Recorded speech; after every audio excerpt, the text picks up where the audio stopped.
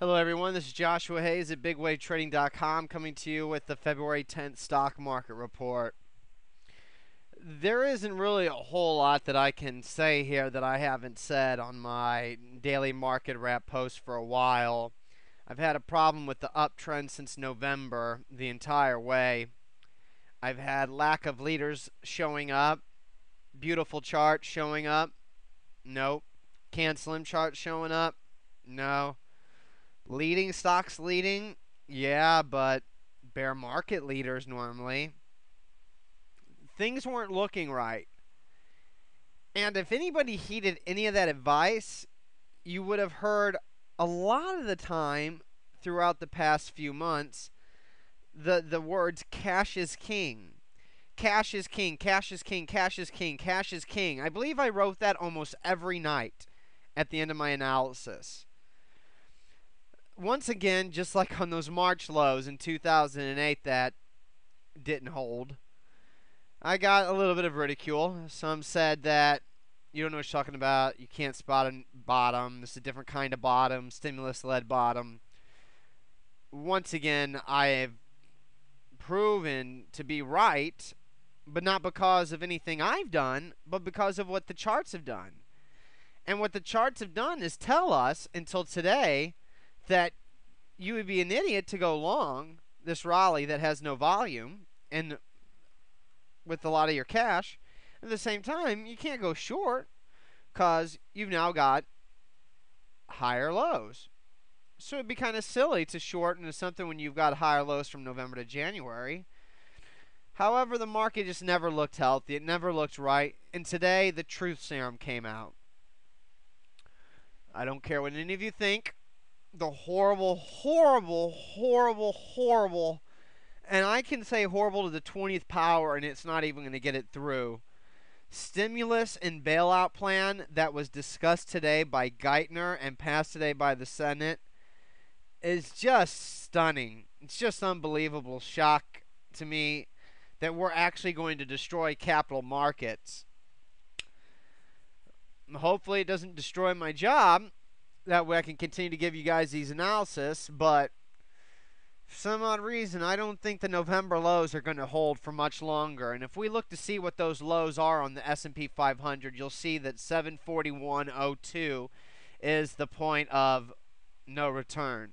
If we break below 7041.02, I don't see what stops us from hitting the 500 point on the S&P 500.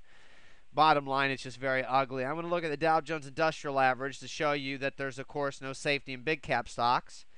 Today's volume surge was huge.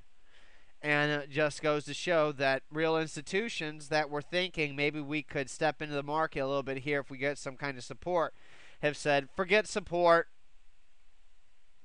Damn it to you know what. Abandon ship.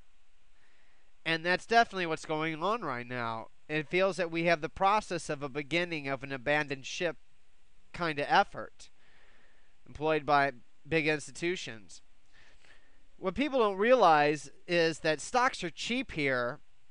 Well, they're not cheap when there's no money coming in to put to work. Let's say I'm a fund manager. I normally run $300 million. Well, I've had clients call and they need to take out $50 million to make their bills.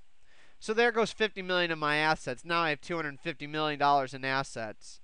Oh, just got $10 million into me, and another $50 million once out. This is the kind of situation that I'm pretty sure we're going to start looking at in mutual funds coming up. And if that starts to happen, I don't care how much money a mutual fund has or puts into a stock, as long as there are withdrawal calls coming in to say, get me out of the market completely, and or I'm taking my money and I'm going home and I'm leaving this market for years. There's nothing you can do. The stocks will have to rise because they have great earnings and great sales growth. How do you get great earnings and great sales growth in an economy that does not grant you any kind of reward for showing earnings and sales growth? When instead, anytime we have earnings and sales grow to a great degree, we decide to call a monopoly, we decide to call the business dangerous, and we decide to kill it and slash it into pieces. You've seen what that technique is now, where it's now left us. And we continue to think that we can take these toxic loans in through the taxpayer. And until we realize that we're going to have to let Bank of America fail, Citigroup fail, and the rest of these institutions fail, and people are going to be out of their money, and then we're going to have to restart over, we are not going to get through this anytime soon. Anybody that's been talking to me recently about a bull market, I'm down for it. I'm down for a bull market. I'm ready for it. But my time frame tells me, going back to the year 1928 to the 1929 Great Depression that lasted 1932, that we then had to deal with the 30s and 40s before we really took off in 1954, thanks to World War II. So, if my calculations are right, we're going to be looking at a beautiful bull market. However, I'm going to be about 50 years old, and who knows how far my disease will progress by that time. I might not be able to tell you what to go long by then. You never know. But the point is, in between that time, we're going to probably have to get used to a 1990 to now style Japan market. Ha ha ha ha! You want to laugh. You want to laugh at that. We can't have 1990 Japan.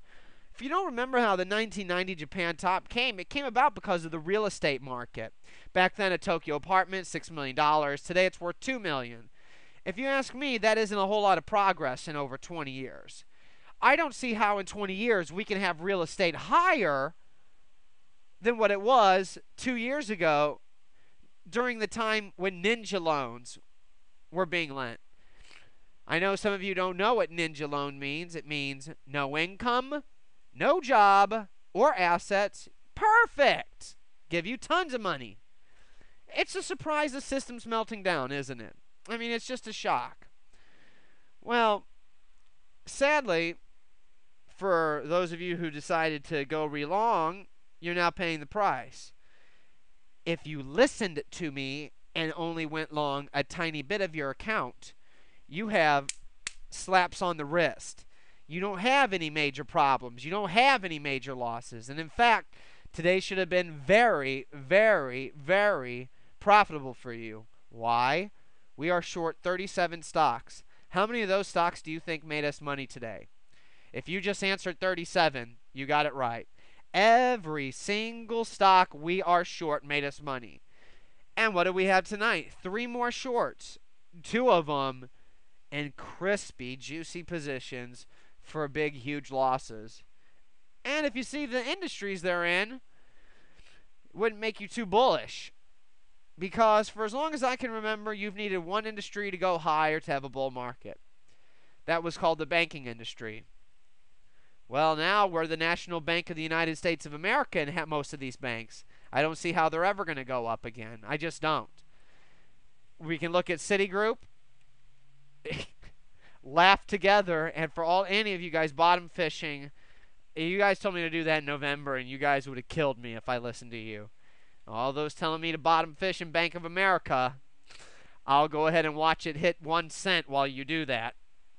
Or we should go short it just to really pile it on to people that are long Bank of America and Citigroup. Sadly, there's a lot of other banks I don't even want to look at anymore. Thank God Morgan Stanley. See what happens when you bite the bullet like Morgan Stanley did? Morgan Stanley bit the bullet, and it's trading at $20 a share. Not 5 like it probably should have been, and where I believe it did in October for a day. What did it hit? $6.71. Morgan Stanley bit the bullet. They took the losses, and look at how they're acting.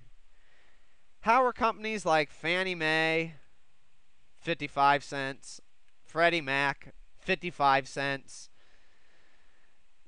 Bank of America doing $5, Citigroup? It's just, it's depressing. I'll tell you what, in 1996, when I started to do this, and when 1999 ended, there is no way I would have seen this coming. If you would have told me that this is what the stock market would have looked like in 2009, back in 1999, and you were from the future, if any of you think that I would have made this my profession, you are way wrong. However, sadly, I've made a mistake in my life. Luckily, it's been a profitable mistake, and I have chosen this as my profession, which means, hell, I guess I'm going down with the ship. So if the Dow Jones Industrial Average wants to go all the way back to where it was in 1890, so be it. I'll short it on the way there, I guess, because right now I'd like to say that nothing's funny because nothing is funny, but things are so not funny right now, and the numbers I look at every day are so horrible and so impossible to fix that it's just a laughing matter right now. And I'll be back with part 2 and part 3 after this to go into detail about the longs and shorts that are out there that we can make money in. But overall, this is a giant joke, and you and me have been taken along for it. And sadly, the problem is there's no punchline at the end. I'm going to go and bring up part 2 and part 3 next. I hope everybody enjoyed this, which I don't know how any of you could have. Aloha, everybody. I'll see you next in part 2.